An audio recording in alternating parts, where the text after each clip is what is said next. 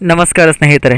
ಇತಿಹಾಸದಲ್ಲಿ ಕೆಲವೊಂದು ಘಟನೆಗಳು ನಮ್ಮ ಮಾನವೀಯತೆ ಮತ್ತು ತಂತ್ರಜ್ಞಾನ ಮತ್ತು ಗರ್ವಕ್ಕೆ ದಿಕ್ಕು ತೋರಿಸುತ್ತದೆ. ಅಂತಹುದೇ ಒಂದು ದುರಂತವೆಂದರೆ ನಮಗೆ ನೆನಪಾಗೋದು ಅದು ಟೈಟಾನಿಕ್ ಹಡಗಿನ ದುರಂತ. ಅಜೇಯ ಎನ್ನಲಾದ ಹಡಗು, ಐಶ್ವರ್ಯ ಹಾಗೂ ಭವ್ಯತೆಯ ಹೆಸರಾಗಿದ್ದ ಹಡಗು ಕೇವಲ 4 ದಿನಗಳಲ್ಲಿ ಸಮುದ್ರದ ತಳದಲ್ಲಿ ನಗ್ನವಾಗಿ ನಿಲ್ಲಬೇಕಾಯಿತು. ಈ ಕತೆ ಅಕ್ಷರಶಃ ನಮ್ಮ ಮನಸ್ಸನ್ನು ನಡಗಿಸುವಂತೆ ಮಾಡುತ್ತೆ. ನಾವು ಮಾಡುತ್ತಿರುವ ತಪ್ಪುಗಳು ಯಾವ ಮಟ್ಟಿಗೆ ದುರಂತಕ್ಕೆ ಕಾರಣವಾಗುತ್ತಿವೆ ಎಂಬಂತೆ ಈ ದುರಂತ ಜೀವಂತ ಉದಾಹರಣೆ ಕತೆ ನಾನು ನಿಮ್ಮ ಮುಂದೆ ತೆಗೆದುಕೊಂಡು ಬಂದಿದ್ದೇನೆ. ಹಾಗಿದ್ದರೆ ತಡ ಮಾಡೋದು ಬೇಡ, ಈ ಒಂದು ವಿಡಿಯೋದಲ್ಲಿ ಟೈಟಾನಿಕ್ ಹಡಗಿನ ಭವ್ಯತೆ ಜೊತೆಗೆ ಅದರ ದುರಂತಕ್ಕೆ ಕಾರಣವೇನು ಅಂತ ಸ್ಪಷ್ಟವಾಗಿ ನಾನು ನಿಮ್ಮ ಮುಂದೆ ಈ ವಿಡಿಯೋದಲ್ಲಿ ತಿಳಿಸ್ತೇನೆ. ನನ್ನ ಚಾನಲ್ ಇಷ್ಟ ಆದಲ್ಲಿ ಶೇರ್ ಮಾಡಿ, ಲೈಕ್ ಮಾಡಿ ಹಾಗೂ ಸಬ್ಸ್ಕ್ರೈಬನ್ನು ಮಾಡಿ. ಸ್ನೇಹಿತರೆ, ಇದು ಕೇವಲ ಒಂದು ಹಡಗಿನ ಕಥೆಯಲ್ಲ. ಇದು ಮಾನವನ ಅಹಂಕಾರ ಮತ್ತು ಪ್ರೀತಿಯ ಹೋರಾಟದ ಹಾಗೂ ಸಾವಿನ ಸಂಕೇತವಾದ ಒಂದು ಮಹಾ ದುರಂತದ ನೆನಪು. 1912ರ ಸಮಯ. ಅದು ಐರ್ಲೆಂಡಿನ ಬೆಸ್ಟಾಸ್ ನಗರದ ಒಂದು ದೊಡ್ಡ ಗೋದಾಮಿನಲ್ಲಿ ಲೋಕದ ಅತಿದೊಡ್ಡ ಹಡಗು ನಿರ್ಮಾಣವಾಗ್ತಾ ಇತ್ತು. ಅದರ ಹೆಸರೇ ಟೈಟಾನಿಕ್. ಬ್ರಿಟಿಷ್ ಕಂಪನಿಯ ವೈಟ್ ಸ್ಟಾರ್ ಲೈನ್ ಇದನ್ನು ನಿರ್ಮಿಸುತ್ತಿತ್ತು. ಜನರು ಈ ಹಡಗಿನ ಬಗ್ಗೆ ಏನಾದರೂ ಹೇಳಿದರೆ ಈ ಹಡಗು ಸ್ವಂತ ದೇವರಿಗೂ ಮುಳುಗಿಸಲು ಸಾಧ್ಯವಿಲ್ಲ ಎಂಬ ಮಾತುಗಳು ಜನರ ಬಾಯಲ್ಲಿ ಬರ್ತಾ ಇತ್ತು. ಅದಷ್ಟೇ ಹೇಳಿದರೂ ಭರವಸೆಯೊಂದಿಗೆ ಈ ಹಡಗು ತಯಾರಾಗ್ತಾ ಇತ್ತು. ಇದು 11 ಮಹಡಿಗಳ ಗಾತ್ರದ ಹಾಗೂ 882 ಅಡಿ ಉದ್ದ, 10,000 ಹಾಸುಮಟ್ಟಿಗೆ ಇರುವಂತಹ ಹಡಗು ಇದಾಗಿತ್ತು. 10 ಏಪ್ರಿಲ್ 1912 ಸೌತ್ಆಂಪ್ಟನ್ ಕಡೆಯಿಂದ ನ್ಯೂಯಾರ್ಕ್ ಕಡೆಗೆ ಟೈಟಾನಿಕ್ ಮೊದಲ ಪ್ರಯಾಣಕ್ಕೆ ಹೊರಟಿತು. ಹಡಗಿನೊಳಗೆ ರಾಜಕೀಯ ಮುಖಂಡರು, ಉದ್ಯಮಿ ಶ್ರೇಣಿಯವರು, ಇಡೀ ಕುಟುಂಬಗಳು, ಕೆಲಸದ ಹುಡುಕಾಟದವರು ಎಲ್ಲರೂ ಕೂಡ ಇದ್ದರು. ಸುಮಾರು 2200ಕ್ಕೂ ಹೆಚ್ಚು ಜನ ಪ್ರಯಾಣಿಸುತ್ತಿದ್ದ ಈ ಒಂದು ಹಡಗಿನಲ್ಲಿ ಹಲವಾರು ಜನರ ಕನಸುಗಳು ಇದ್ದವು. ಹಡಗಿನೊಳಗಿನ ಪ್ರಥಮ ಶ್ರೇಣಿಯವರು ಅದ್ಭುತ ಜೀವನ ಅನುಭವಿಸ್ತಾ ಇದ್ದರು. ಡೈನಿಂಗ್ ಹಾಲ್, ಜಿಮ್ನಾಸ್ಟಿಕ್, ನೃತ್ಯಾಂಗಣ ಎಲ್ಲವೂ ಕನಸಿನಂತೆ ಕಾಣ್ತಾ ಇತ್ತು. ಈ ಹಡಗು ಮುನ್ನೆಚ್ಚರಿಕೆ ಸೂಚನೆಗಳನ್ನು ಕಡೆಗಣಿಸುವಷ್ಟೇ ಅಷ್ಟು ಆನಂದ ಅಲ್ಲಿ ಇತ್ತು.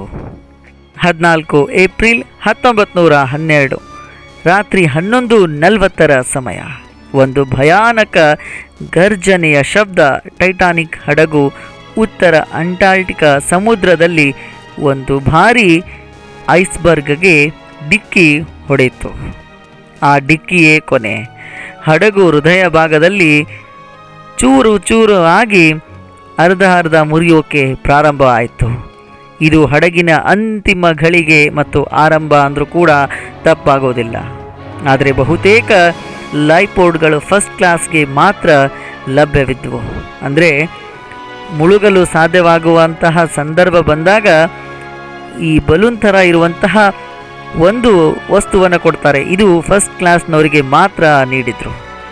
ಹಡಗು ನಿಧಾನವಾಗಿ ಮುಳುಗುತ್ತಾ ಹೊರಟಿತು. ಜನರು ಕೂಗ್ತಿದ್ರೆ, ಇತ್ತ ಪ್ರಾರ್ಥಿಸ್ತಿದ್ದಾರೆ, ಇತ್ತ ತಮ್ಮ ಪ್ರಿಯತಮರನ್ನು ಕಳೆದುಕೊಂಡು ಕಣ್ಣೀರು ಹಾಕ್ತಿದ್ದಾರೆ. ಕೆಲವರು ಸಂಗೀತಗಾರರು ಕೊನೆಯವರೆಗೆ ಸಂಗೀತವನ್ನು ದೇವರಿಗಾಗಿ ಹಾಡ್ತಾ ಹಾಡ್ತಾ ಶಾಂತಿಯ ಮಂತ್ರವನ್ನು ಜಪಿಸ್ತಾ ಇದ್ದಾರೆ. ಇತ್ತ 15 ಏಪ್ರಿಲ್ 1912 ಮುಂಜಾನೆ 2:20ಕ್ಕೆ ಟೈಟಾನಿಕ್ ಹಡಗು 2 ಹೋಳಾಗಿ, ಅಂದರೆ ಅರ್ಧ ಭಾಗವಾಗಿ ಸಮುದ್ರದ ಹತ್ತಿರ 12,000 ಅಡಿಗಳೊಳಗೆ ಮುಳುಗುತ್ತಾ ಹೋಗಿತ್ತು. ಇಡೀ ಲೋಕ ಶೋಕದಲ್ಲಿ ಮುಳುಗಿದ ಆ ಒಂದು ದಿನ ಜನರು ಗಾಬರಿಯ ಜೊತೆಗೆ ವಿಸ್ಮಯವೂ ಕೂಡ ಕಾದಿತ್ತು. ಈ ದುರಂತಕ್ಕೆ 1,500ಕ್ಕೂ ಹೆಚ್ಚು ಜನ ಜೀವಗಳು ಹಾರಿ ಹೋದವು.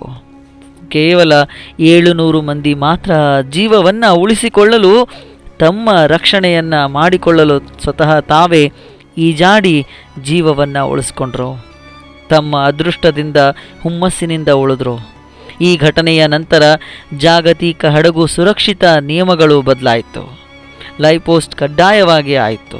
ಸಮುದ್ರದ ನಿಖರ ಮಾಹಿತಿ ವ್ಯವಸ್ಥೆ ಬಲಪಡಿಸುವಷ್ಟು ಸಿದ್ಧವು ಆ ಒಂದು ಯೋಜನೆಯು ತಯಾರಾಯಿತು.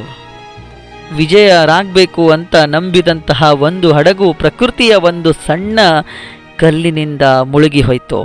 ಇದು ನಮಗೆ ಒಂದು ಪಾಠ ಕೂಡ ಕಲಿಸುತ್ತೆ. ಸ್ನೇಹಿತರೆ, ಇಲ್ಲಿ ಸೂಕ್ಷ್ಮವಾಗಿ ಗಮನಿಸಬೇಕು. ಮುನ್ಸೂಚನೆ ಹಾಗೂ ಮುಂಜಾಗ್ರತೆ ಕ್ರಮಗಳು ಇದ್ದರೂ ಕೂಡ ಈ ಹಡಗು ಮುಳುಗಲು ಕಾರಣವೇನು ಅಂತ ಇಲ್ಲಿ ಪ್ರಶ್ನೆ ಬಂದಾಗ ನಾವು ಅದರ ಹಿಂದಕ್ಕೆ ಉತ್ತರಗಳನ್ನು ಹುಡುಕಲೇಬೇಕು. ಹಾಗಿದ್ರೆ ಯಾಕೆ ಟೈಟಾನಿಕ್ ಹಡಗು ಮುಳುಗಿತು, ಇದರ ರಹಸ್ಯ, ಅನಾವರಣ ಸತ್ಯಗಳು ಏನು ಅಂತ ನೋಡೋದಾದರೆ, ಮೊದಲನೆಯದಾಗಿ ಐಸ್ಬರ್ಗ್ಗೆ ಅದು ಡಿಕ್ಕಿ ಹೊಡೆದಿದ್ದು 14 ಏಪ್ರಿಲ್ 1912 ರಾತ್ರಿ 11:40 ಗಂಟೆಗೆ ಟೈಟಾನಿಕ್ ಹಡಗು ಒಂದು ಬಾರಿ ಐಸ್ಬರ್ಗ್ ಹಿಮಪರ್ವತಕ್ಕೆ ಡಿಕ್ಕಿ ಹೊಡೆಯುತ್ತೆ.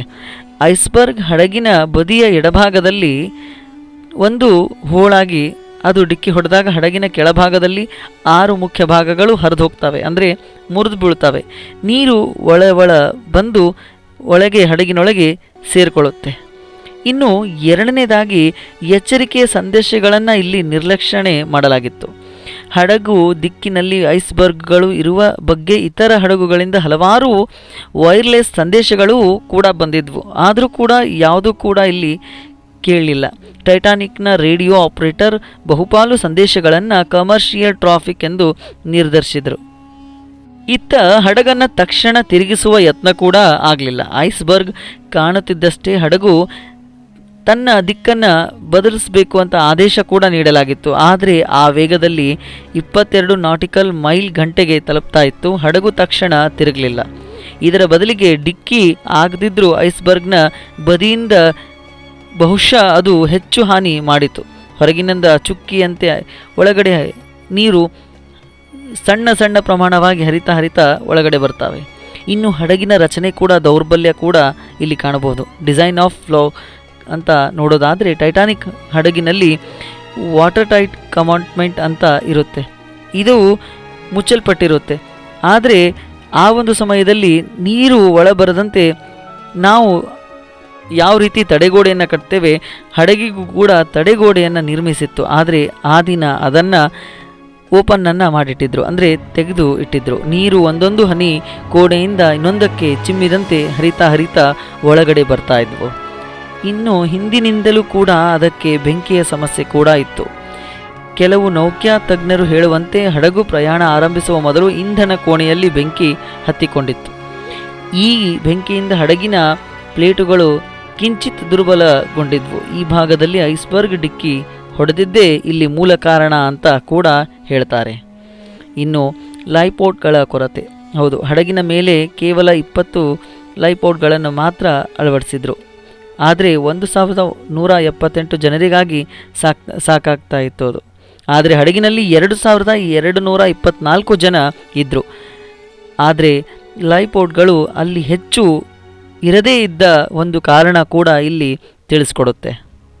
ಇನ್ನೊಂದು ಏನಂತಂದರೆ, ಪ್ರಯಾಣಿಕರ ಪ್ಯಾನಿಕ್ ಇಲ್ಲದೆ ತಡವಾಗಿ ರಕ್ಷಣೆ ಪ್ರಾರಂಭ ಆಯಿತು. ಮೊದಲು ಲೈಫ್ಬೋಟ್ಗಳು ಅರ್ಧಕ್ಕೆ ಖಾಲಿಯಾಗಿ ಬಿಟ್ಟು ಹೋದವು. ಅದಾದ ನಂತರ ಅವರಿಗೆ ಅಮೂಲ್ಯ ಅವಕಾಶ ಅಲ್ಲೇ ಹಾಳಾಗಿತ್ತು. ಅವರು ಈಜುವಂತೆ ಆಗದೇ ಇದ್ದ ಸಂದರ್ಭದಲ್ಲಿ ನೀರಿನಲ್ಲಿ ಮುಳುಗ್ತಾ ಆಳಕ್ಕೆ ಸೇರಿದ್ರು. ಇನ್ನು ರಾತ್ರಿ ಗಡಿಬಿಡಿಯಲ್ಲಿನ ನಿರ್ಧಾರಗಳು ಕೂಡ ಇಲ್ಲಿ ಕಾಣಬಹುದು. ಆ ರಾತ್ರಿ ಚಂದ್ರನ ಬೆಳಕು ಇರಲಿಲ್ಲ, ತೀವ್ರ ಚಳಿ, ಸಮುದ್ರ ಜ್ಞಾನ ಇಲ್ಲದ ಕೆಲಸಗಾರರು ಎಲ್ಲವೂ ಕಾರಣವಾಯಿತು ಅಂತ ಕೂಡ ಇಲ್ಲಿ ಕಾಣಿಸುತ್ತೆ.